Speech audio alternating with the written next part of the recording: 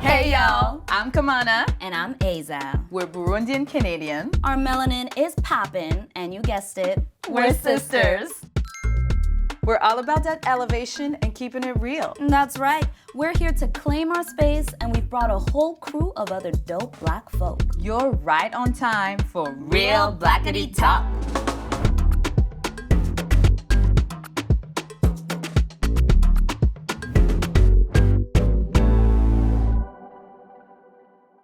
Do it for the gram. I ain't gonna do it. You do it for the gram. I ain't gonna do it. It's the likes for me. It's the anxiety for me. Social media is lit. Or is it? We're about to find out. Here to spill the tea about social medias is our team of intelligent, creative, and stunning blackspurts. Blackspurts, better start that kettle. I feel like with social media, it's really, really easy to get sucked into that one identity that you believe, that's what y'all see me as, so that's who I am. Once a year, my account gets restricted because of the material I post, and I know it's that way for like a lot of other queer and trans folk. En tant que personne noire, c'est vraiment dur de se voir, surtout au Québec, dans tout ce qui est médias. Fait que ce que les médias sociaux m'ont permis personnellement de faire, c'est de créer un monde où je vois juste des gens qui me ressemblent. Et je trouve que ça me réaffirme vraiment beaucoup.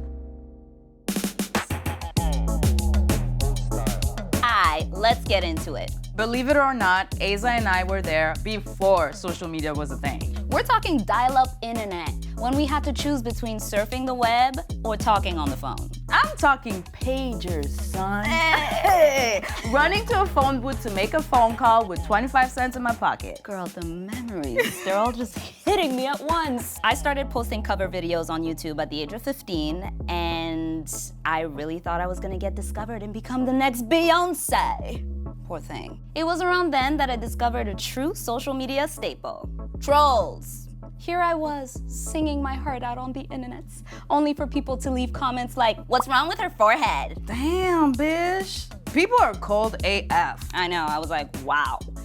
Let's just say I learned very quickly not to feed the trolls or pay them any mind. And good for you, girl. En 2014, I was like the social justice girl. Social media was a way for me to just express myself, express my anger. When people see you like that, they tag you and post that anger you more. And then at some point, you're just drained. Puis tu comprends même pas pourquoi les gens te taguent in every single post. La journée où j'ai découvert le bouton bloc, Ooh. like you just know peace. A lot of my friends have experienced your account has been restricted due to materials that you posted, and those materials were maybe like a shirtless selfie after like having top surgery and feeling like super proud and gender euphoric about that, only for the algorithm to go, are you sure those nipples are a man's? Because if they're a man's, we're cool here, but like I think I see some woman nipples. That's not okay. I took a social media break for about a year and a half because it was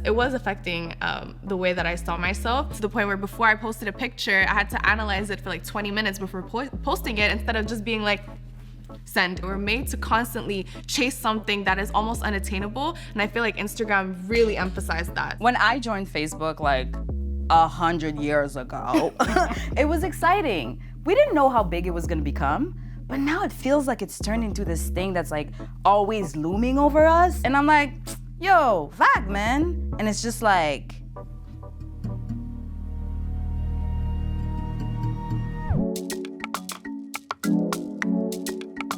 a week after George Floyd's murder, Aza and I were approached by this girl we used to know who has a lot of followers on Instagram. She wanted us to be part of a video compilation that would include all her black friends talking about their experiences with racism. She was like, "Ce serait vraiment bien de recevoir le tout d'ici 24 heures." Acting like she was doing us a favor. Right? Like, are you not embarrassed? Unfortunately, using black people to seem woke isn't new.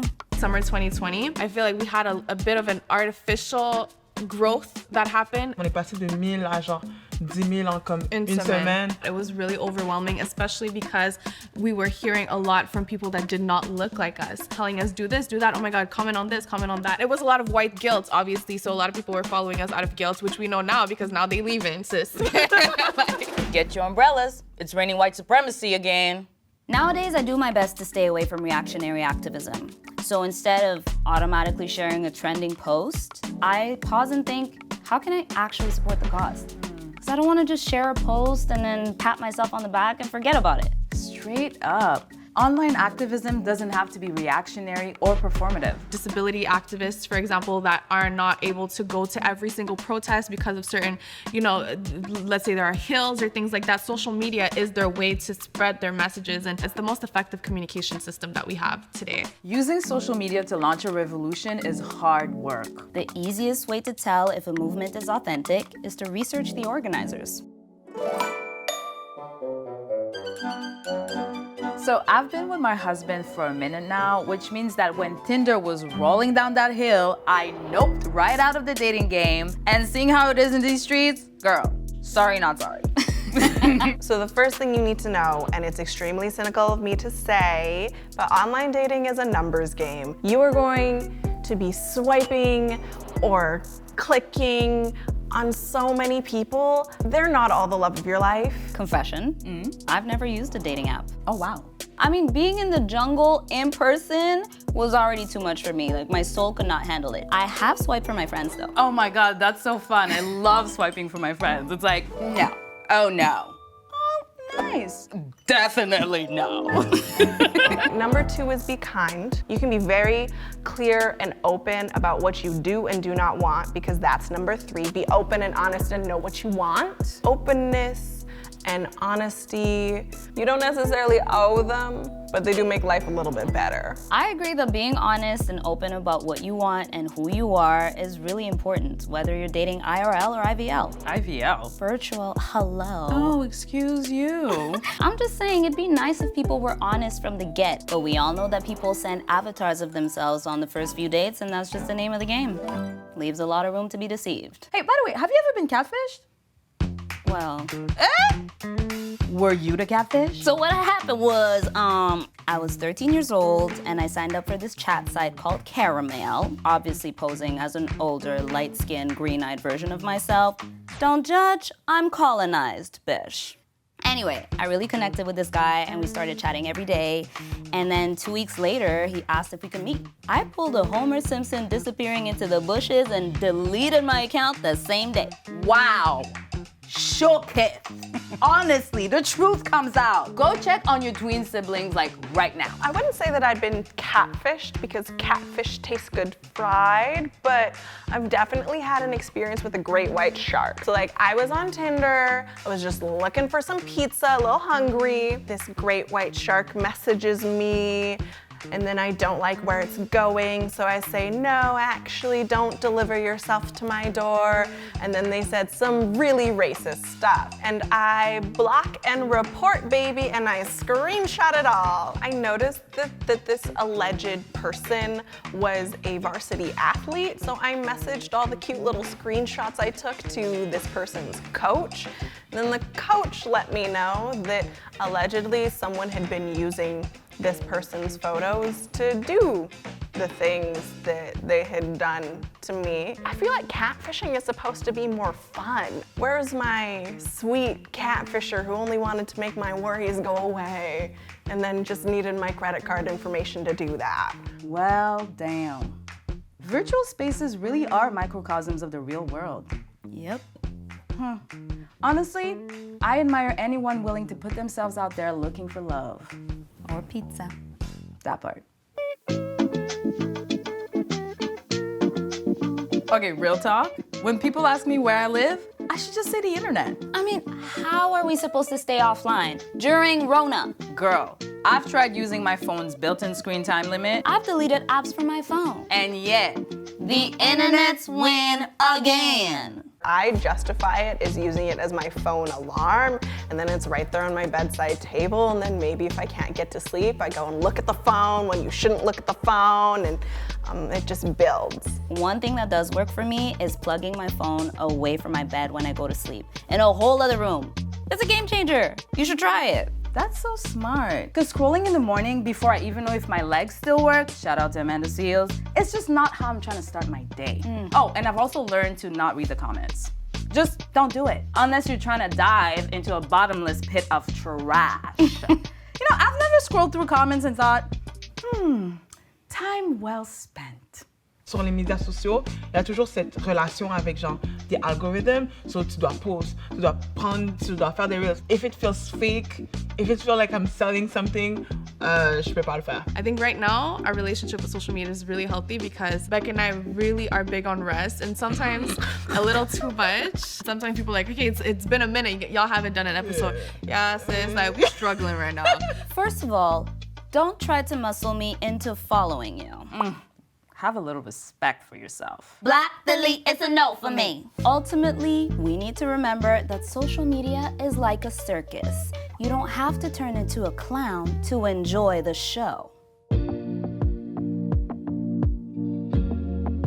Our target audience, which is Black women, queer Black people, they're what keeps us going. A lot of people have described our podcast as, or our Instagram page, for example, as being kind of a safe space for them. It's so reassuring to know that the people that we're doing this for feel heard and feel respected, and that's all we want. When the pandemic hit and we couldn't go anywhere and we couldn't even do live shows, I got a lot of opportunities to perform virtually and secure the bag through my social media accounts. Also, thanks to my socials, I'm now part of a huge online community of Burundians around the world, and they've shown me nothing but love, y'all.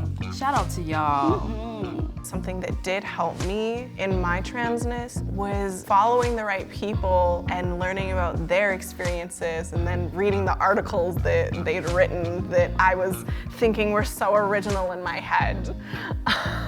Je sais pas si c'est l'attention, I don't know, it's my Leo rising, genre I just love existing on the internet et j'aime connecter avec les gens de même. Tu sais, tu dis pas tout à tes parents, tu dis pas toute ta famille, tu dis pas tout à... But on social media, you just come across people who think like you, ou genre comme, ils ont les mêmes intérêts.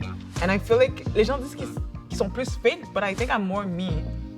So, yeah. Aw, that was cute. There's a real connectedness and shared experience out there that is something to marvel at. Isn't it crazy to think that this whole concept of real Blackity Talk was born on the gram? Girl! Right? When Rona hit us, Asa and I started hosting this weekly IG live show just to stay sane. There was no way to know it would lead us where we are, but here we are, y'all. I'm saying, like, you know, doing it for the culture, you know? Give thanks and praise. Gotta give thanks and praise for that. And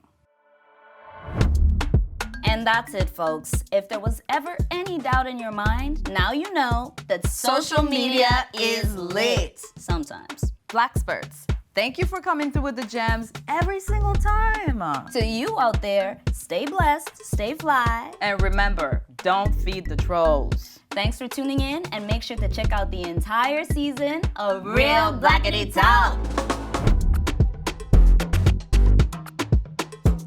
Some days you just gotta look in the mirror and say, you the bomb. You know what I'm saying? Like, you did that. You got that. You got that. You know what I'm saying? Like,